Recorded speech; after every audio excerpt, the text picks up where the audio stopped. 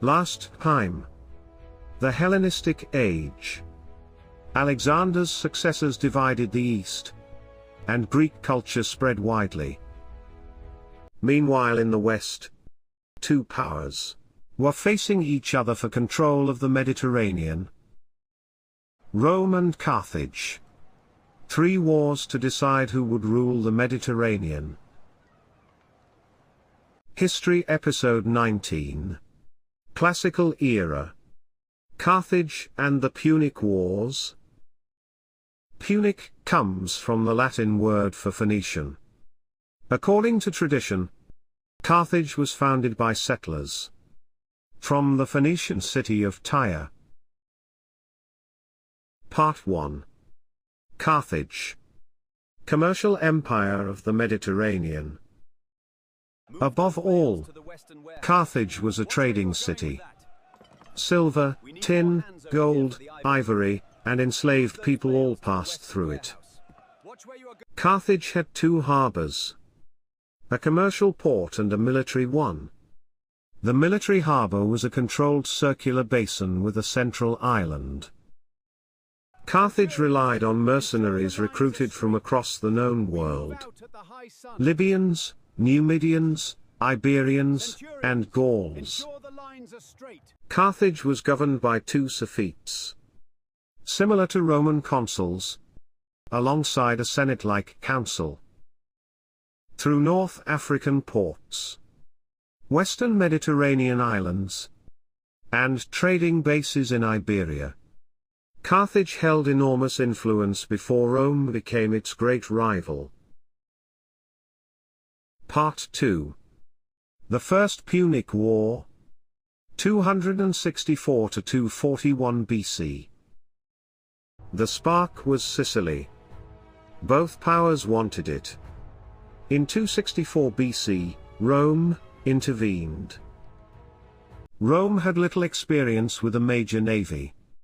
They copied a stranded Carthaginian warship, built a fleet, and won their first major naval victory. Rome's secret weapon was the corvus, a boarding bridge turning sea battles into land battles.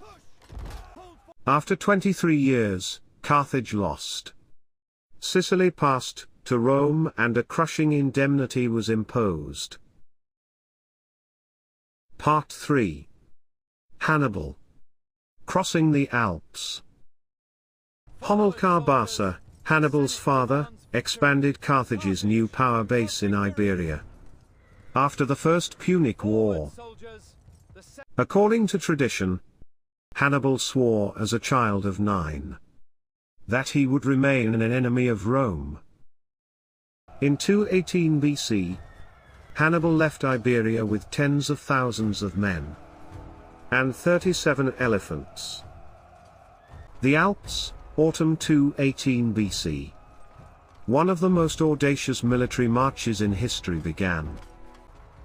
Even after the Alpine crossing, the suffering continued. Men and animals were reduced by cold, hunger, and the dangers of the mountain roads. Later tradition says only 1 elephant remained. Hannibal had appeared in Italy. Rome was stunned. No one had imagined an Alpine crossing. Part 4. Cannae? One of history's most famous encirclements. Trebia, Trasimene. Hannibal defeated Roman armies one after another. But Rome did not surrender. In 216 BC at Cannae, Rome assembled nearly 80,000 soldiers. One of the largest armies it had ever fielded. They intended to finish Hannibal. Hannibal's plan was simple. He deliberately weakened his center to draw the Roman mass forward. The Roman mass pushed into the center.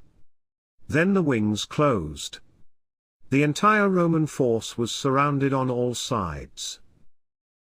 That day, more than 50,000 Romans fell. In a single day, Rome suffered one of its worst defeats. But Rome did not surrender. The city was shaken. The Senate chose to fight on. Part 5. Hannibal's limits and Rome's counterattack. After Cannae, Hannibal did not attack Rome directly. He lacked siege equipment and waited for Rome's Italian allies to defect. Rome adopted Fabius's strategy. Avoid direct battle, disrupt supplies, and let time become the weapon. Scipio, a young Roman general, changed the approach. Instead of fighting Hannibal in Italy, he struck Carthage's power base in Iberia. Scipio drove Carthage out of Iberia. Then he turned to Africa itself, threatening Carthage directly. Under pressure, Carthage recalled Hannibal from Italy after 15 years. Part 6. The Battle of Zama. 202 BC. At Zama, Scipio faced Hannibal. He used lessons learned from Hannibal, along with Numidian cavalry. Scipio won. Hannibal suffered his first great defeat. Carthage surrendered.